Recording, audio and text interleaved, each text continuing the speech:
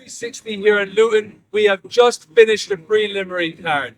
What can I say? An absolutely explosive preliminary card, guys. Oh, great fights. For me, guys, I feel the prelims have shown what class is about to come with the Sleepwalk Fight Night. What are you saying? What are you saying for the undercards? I think, to be honest, I know he's sat next to me. It shows how great a matchmaker Lewis has done. The kind of fights he's done have always kind of had that exciting moment on both corners. Every fight's been 50-50.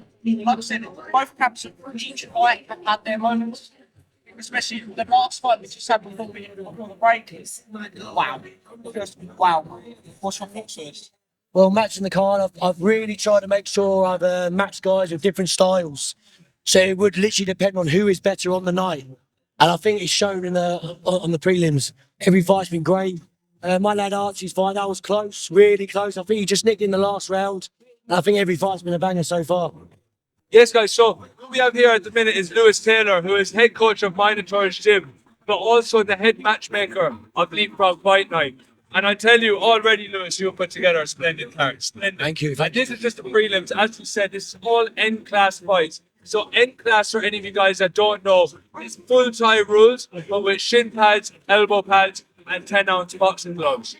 And already, the average N-class fights that we come across around the world would usually be a little bit scrappier, usually be a little bit harder to judge.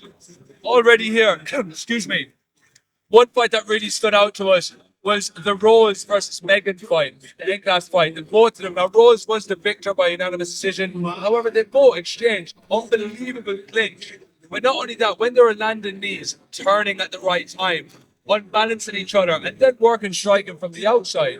And that, for me, is showing top-level matchmaking. If you took them shin pads off, you think they're pro-am fighters.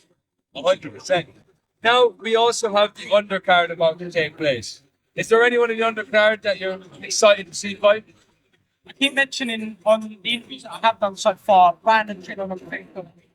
I think Brandon's obviously a lot shorter as a fighter, but he's got that stoppiness about him. They're both very, very experienced fighters. I'm looking forward to that one, especially see if Finn can utilise his range and see if Brandon can kind of close him down. That's a fight I've fly on. Yes, that's very true. That's very true. And yourself, Lewis? The undercard, I'm really looking forward to Ali versus Carvers. Because Great fight. that is a strong clincher versus a strong Did he puncher. fight your brother? He beat my brother twice. So we've got a bit of history with the Kai and Ali fight. As soon as I said to Dan, I was like, please give me Ali, I want to get him on. And then when I was looking at my list, I was like, Kai Evans, big puncher versus big clincher. It's who's going to do better on that night? Tonight. Exactly. I'm looking forward to that. Kai is used to fighting opponents that are quite taller than him. And with Ali, he's just that little bit taller. He's not even notably that much taller. Usually Ali's the smaller one. Exactly. So, I mean, like, the both of them are now in a playing field where they actually can perform to their strongest. Obviously, Ali coming with loads of experience, you know what I mean? Twice it's had a stick in Thailand. He fought in RWS, corrected. He's been Rotterdam Stadium, fought on Rotterdam Stadium. He's been training at FA Group in Thailand. He's had a good camp for this. I know he's got Origin projects on board. He's got a good nutrition. We have Luke Horton to the changing rooms, please. That's Luke Horton to the changing rooms. Thank you. Boxing background, transitioning from kickboxing over into the Thai world. Thailand's done him a lot of favours, I believe. He's from a great gym, Celtic Pride. Their IQ down that gym. I've been down there sparring in the lead up to the event. There's one thing getting to know the fighters, but sparring them is another level. He's very clued up with scoring now. Coming from K1 to Thai, it's hard to outscore him now. And I'm looking forward to it. The progress is there, and I'm very, very excited. Them lads from Wales, they're well schooled.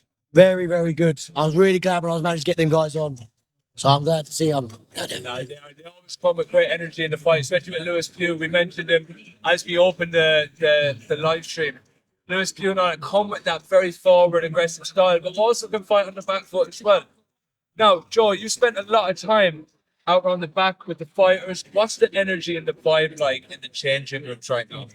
It's a strange one, you know. Like most people at home or in the fight industry would expect the seriousness, the tension in the room. You know, when you can just feel the vibe around. Yeah. They go in there and everyone's smiling, everyone's laughing, they're joking with each other. Like fighters are about to walk out and they're walking over here with smiles on their face. The vibe around the room right now is just This is mental. When you go in that changing room and it's just exact same. It's so strange. It's almost like they're waiting on the runners to get them, and not the runners waiting to get them. They're ready to fight. They're ready to perform, and I'm looking forward to just all hell battles like we've had so far. That's the prelims. It's only going to get even better in terms of the IQ and the levels. I'm all for it. I can't wait. I cannot wait. That's awesome. And Lewis, from a matchmaking point of view, is there a lot of things that you've learned from matchmaking for this event that you'll take on to future events? I think I'll just get better with more experience, but I don't do a half-assed job in anything. No. So I made sure every single name I got, I did my research. I didn't just go, oh, they're the same, similar record, similar weight. I made sure I looked up every single guy that I could find or girl.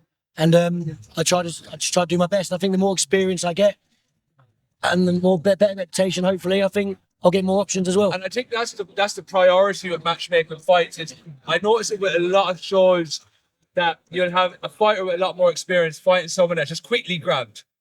And don't get me wrong, I'm all for last minute replacements. We need replacements to save fights. We've had a couple of replacements to save fights even tonight. However, I feel the process put into matchmaking is often shoved under the carpet to try and build up a lot of fighters. And I feel like tonight, for example, on a preliminary, we've had seven fights, and I see people losing their, how do I put it, and not swearing, losing their backside to the fights that are already happening. And we're not even, we're a third of the way through the show. And I'm sweating. Do you know what I mean? This suit is now getting tighter and tighter every time. But the credit is to you, Lewis, as well. I mean, Thank you. no one sees the WhatsApp groups. No one sees the last minutes, the irreplaceables, the ones that you think you cannot replace. And from saving the card and from saving different fights, you're an absolute gem to the team. So thank you very much for all your efforts. And guys, please do check out Lewis Taylor on Instagram and his gym, Minotaur's Gym. Fantastic gym there. Down by it's Kings Langley, isn't it? Yeah, Kings Langley. And yeah, great bunch of people. I actually go down and spar there quite a bit. Lovely people, a lovely bunch. As for you, Joe, I'm joking. You mentioned last minute matchups just then. Yes. You see on our main card later on, Rio Johnson and Kenny from Mazda Gym. That was made last minute. Yeah. I had to take my hat off to you yesterday at the weigh-ins and say, like, wow, unfortunately, Matt Pachoki had to pull out due to an eye infection. It was kind of like, oh, like that was a big fight that we had. And then it was a couple of days. Was it a day or two? I didn't even know. That matched in 2 hours. I have to give props to Alex Foreman as a friend, and he's sorted me out proper with this. As soon as I knew about the pullout, I thought, you know what? I knew I could rely on Alex. I've got a lot of respect for that man. He's helped me out a lot, and I think that is a great fight. And I know for a fact, you know, Kenny's only had what? 2 days notice, he's gonna come. He's gonna come and fight. I've seen him fight, man. That on paper, that's a fight to watch. And I'm very much looking forward to it. But guys, I'm going to hand you back to our announcer, Tom Barkham, where he's now going to introduce the undercard. So guys, thank you very much for joining. Now let's go to the undercard.